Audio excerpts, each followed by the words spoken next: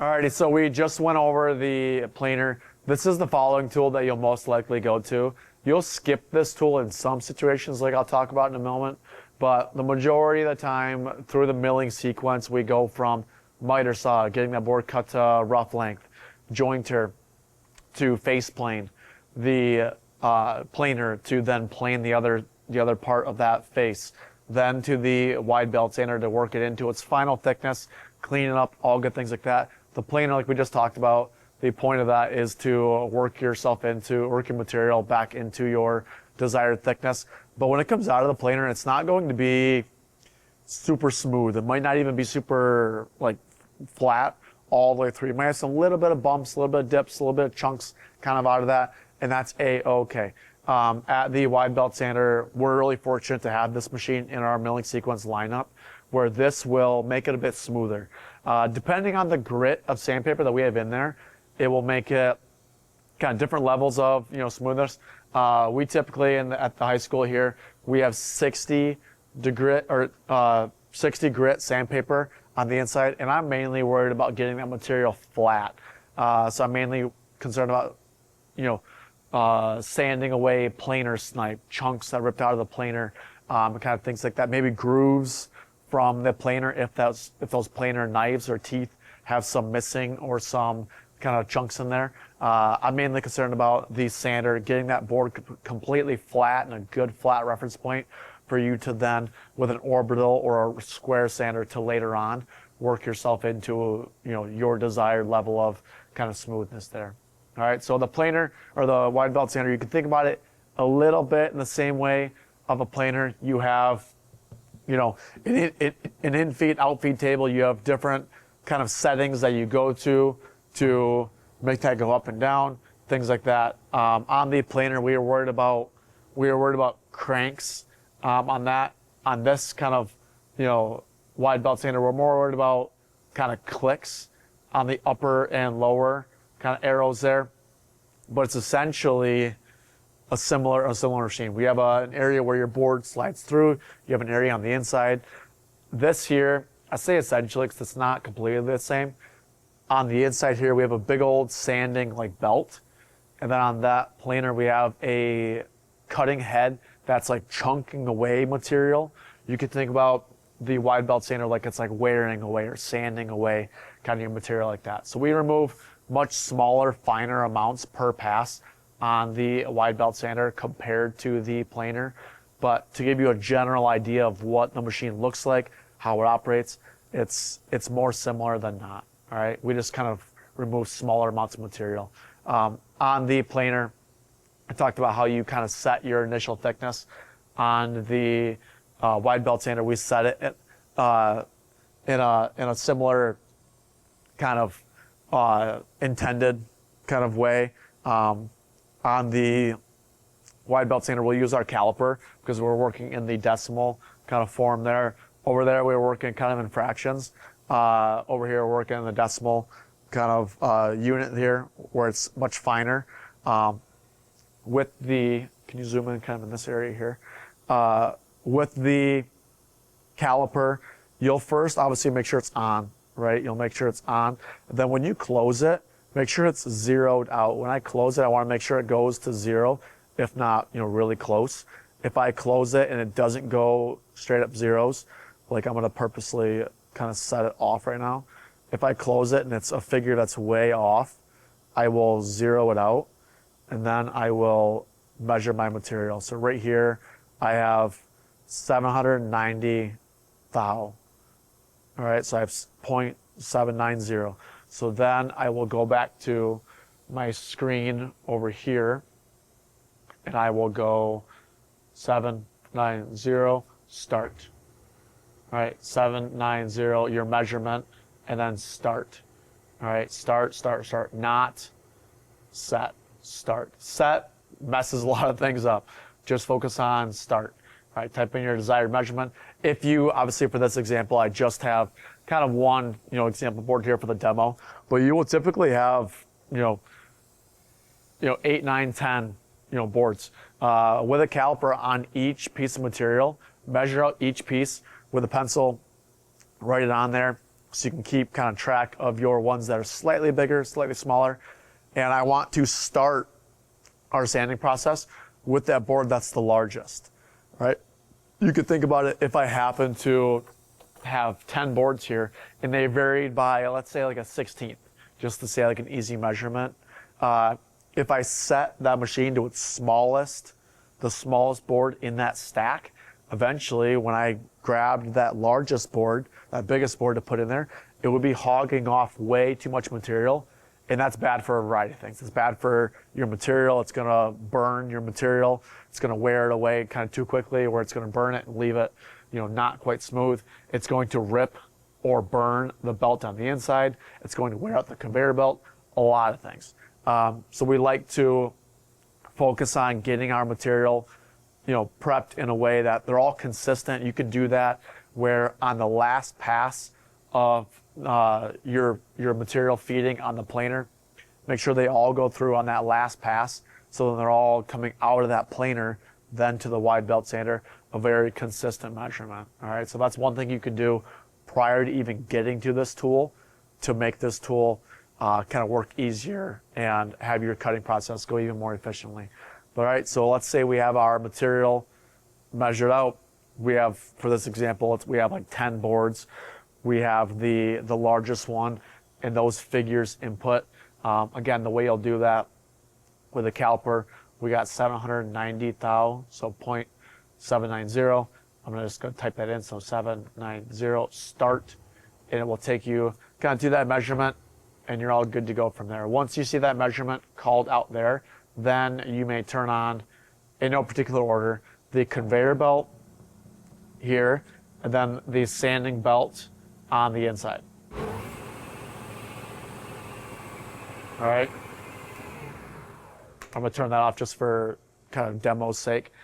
When you turn this off at the end of the day, when you turn it off when you're done with it, if it's just a normal everyday, the boards went through and came out like they should, you guys will turn it off with these just smaller red buttons. These are the everyday, just normal processes. You're turning it off with these here.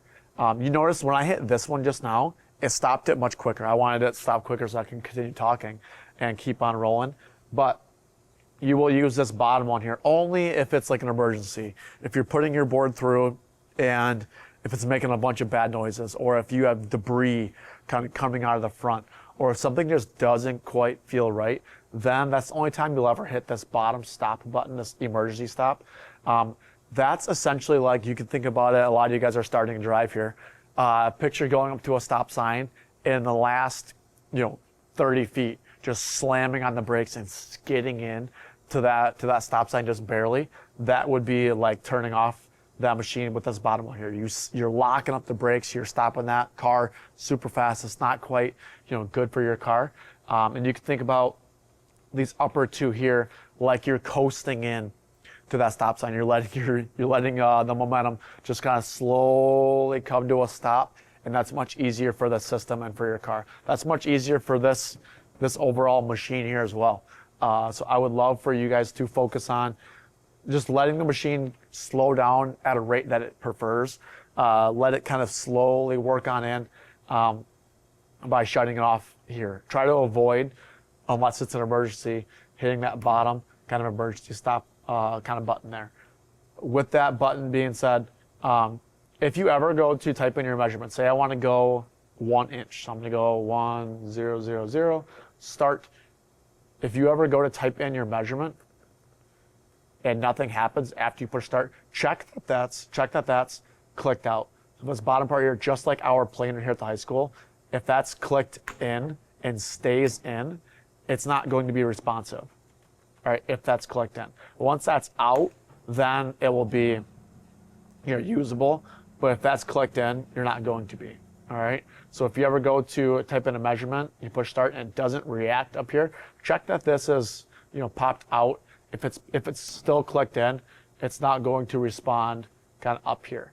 If you ever run a board through and per your caliper measurement of that piece and what that piece comes out as, if that's different, come see me, grab me. once in a while through user error, the readout here and the caliper reading gets off. That's definitely a problem. As soon as you realize that, come see me, and I would love to, as soon as possible, get that set back up for the next person. But if that's off, there's going to be a problem. It might read out, that you're going to a certain measurement, but if your material truly isn't that, that's kind of a problem. So what I would like to do, similar to the planer, how I mentioned, put a board through and then take a measurement on it over there. You're going to do a very similar thing here where you put a board through. I'm going to crank it down so I can put it through. You put a board through, and once you hear it, see it, feel it, engaging, maybe put pencil mark on all of that there. Then when you come around and you see that pencil mark gone, that shows you that that material was finally removed. All right. Then you can take a measurement on it, and then it's really nice to double check that the digital readout here and what you measure is the same, if not very close. If you're within like 5 thou, you're right. Yeah, you're right on. That's close enough. 5 thou would be, for example, 1.000. I'm going to adjust it by 5 thou, and then you can see that readout there along with me saying it. So that would be 1.00005. All right. So that's kind of your difference there.